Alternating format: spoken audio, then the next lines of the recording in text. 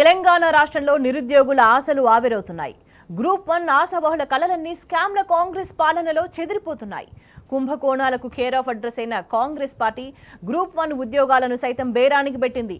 Post core rate చొప్పున ఉద్యోగాలను అమ్ముకున్నట్టు నిరుద్యోగులు సర్కార్పై ఆరోపణలు చేస్తున్నారు. గ్రూప్ 1 మెయిన్స్ ఫలితాలు నిరుద్యోగుల ఆరోపణలకు మరింత బలాన్నిస్తున్నాయి. కాంగ్రెస్ నేతల సన్నిహితులు, బంధువులు ఈ పరీక్షల్లో ర్యాంకులు, ఉద్యోగాలు సాధించడం సందేహాలకు తావిస్తుంది. ఓ లెక్కాపత్రం లేకుండా టీజీపీఎస్సీ తప్పుల తడగ్గా ప్రక్రియను నిర్వహిస్తోంది. ఆఘమేఘాల మీద ఉద్యోగాలు భర్తీ చేయాలని చూస్తుంది. రాజ్యాంగబద్ధమైన సంస్థ కనీసం నిరుద్యోగులు లేవనెత్తుతున్న సందేహాలకు బదులివ్వట్లేదు. తప్పులు ప్రశ్నిస్తున్న వారిపై పోలీసులు కేసులు పెట్టి భయపెడుతుండడం అందరినీ ఆశ్చర్యానికి గురిచేస్తుంది.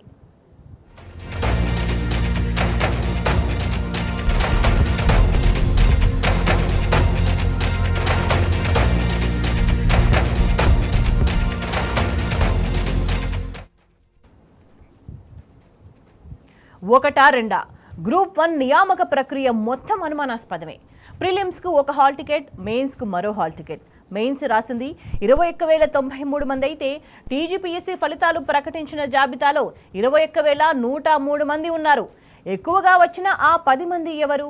10,000 మంది పరీక్షలు రాసిన సెంటర్ల నుంచి 69 మందికి ర్యాంకులు వస్తే కేవలం 2 సెంటర్లలోనే 74 మందికి ఉద్యోగాలు ఎలా వస్తాయి? ఇక 654 మంది అభ్యర్థులకు సేమ్ మార్కులు రావడం యాదృచ్ఛికం ఎలా అవుతుంది? ఉర్దూ మీడియంలో 9 మంది పరీక్షలు రాస్తే 7గురికి జాబ్స్ రావడాన్ని సందేహించకుండా ఎలా ఉండాలి? అందుకే ప్రభుత్వ పెద్దలు ఒక పథకం ప్రకారం ఉద్యోగాలను కొల్లగొడుతున్నారని నిరుద్యోగులు ఆరోపిస్తున్నారు.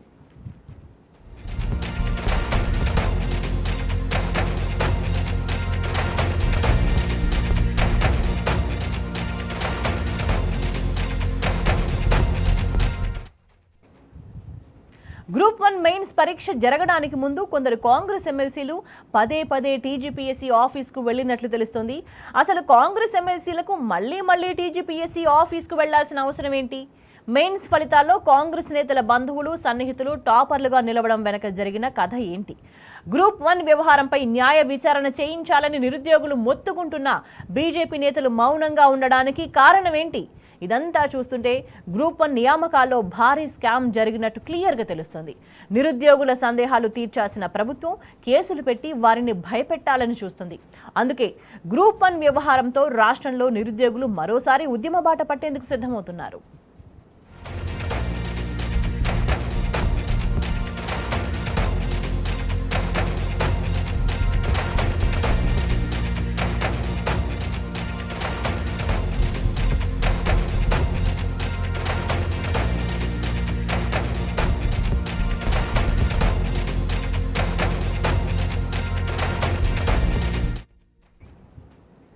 టీజీపీఎస్సీ నిర్వహించిన గ్రూప్ 1 పరీక్ష దేశంలోనే అతిపెద్ద కుంభకోణమని బీఆర్ఎస్ ఎమ్మెల్యే పాడి కౌశిక్ రెడ్డి మండిపడ్డారు.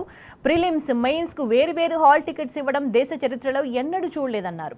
పరీక్ష వాల్యుయేషన్లోనూ ఎన్నో సందేహాలు ఉన్నాయన్నారు. ఒకే హాల్ టికెట్ సిరీస్ ఉన్న వందలాది అభ్యర్థులకు సేమ్ మార్కులు రావడం వెనుక కుట్ర కోణం కనిపిస్తోందన్నారు. 658 మంది అభ్యర్థులకు ఒకే మార్క్స్ ఎలా వచ్చాయో ప్రభుత్వం సమాధానం చెప్పాలని ఎమ్మెల్యే కౌశిక్ రెడ్డి డిమాండ్ చేశారు. ఈ ఎక్స్ట్రా ఉన్న 21,093 మంది కాకుండా ఎక్స్ట్రా ఉన్న 10 మందిలో ఏదైతే వీళ్ళు రిజల్ట్ అనౌన్స్ చేసిర్రో 21,103 మందికి దాంట్లో రాముల్ నాయక్ కాంగ్రెస్ ఎమ్మెల్సీ గారి కోడలికి ఇచ్చిర్రు అనేది నా పూర్తి అనుమానం. ఇది కూడా మళ్ళీ సెంటర్ తన ఎగ్జామ్ ఎక్కడ రాస్తుంది? సెంటర్ నంబర్ 19లో కోటి ఉమెన్స్ కాలేజ్లో. ఇంకొక పెద్ద స్కామ్.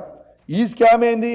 అసలు హాల్ టికెట్ నంబర్ మీకు ఇప్పుడు చూపిస్తాను.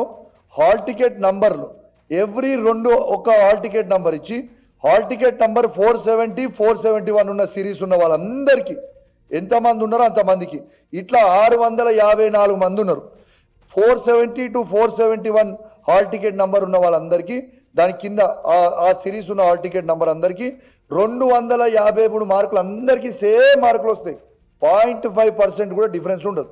సేమ్ మార్క్స్ 654 మందికి మొత్తం ప్రతి ఒక్కరికి సేమ్ మార్క్స్ ఇచ్చిండ్రు. ఇది ఎట్లా సాధ్యం? ఇది నేను చెప్పిన కవిత్వం కాదు. వాళ్ళ వెబ్సైట్లో పెట్టిన వాళ్ళ వెబ్సైట్ నుంచే నేను డౌన్లోడ్ చేసిన ఈ మార్క్స్ అన్ని. ఎట్లా వస్తాయి అందరికీ ఒకటే మార్క్స్? అంటే దీనికి జవాబు పాపం వాళ్ళు పోయి రాసిన వాళ్ళు అడిగితే ఒక్కరికి కూడా దీని మీద జవాబు చెప్పరు. మరి జవాబు ఎందుకు చెప్తలేరు?